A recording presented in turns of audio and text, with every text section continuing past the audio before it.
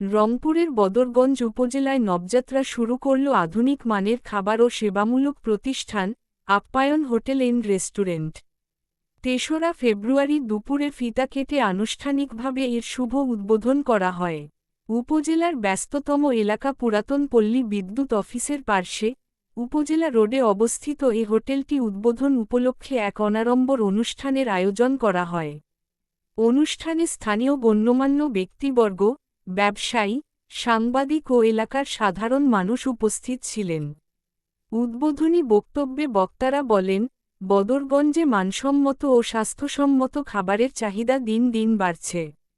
আপ্যায়ন hotel and restaurant সেই চাহিদা পূরণে গুরুত্বপূর্ণ ভূমিকা রাখবে।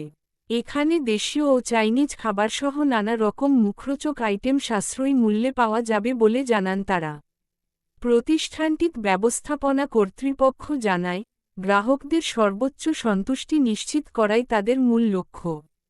পরিচ্ছন্ন পরিবেশ, মানসম্মত খাবার এবং উন্নত সেবার মাধ্যমে বদরগঞ্জবাসীর আস্থার জায়গা হয়ে উঠতে চায় আপ্যায়ন হোটেল এন্ড রেস্টুরেন্ট।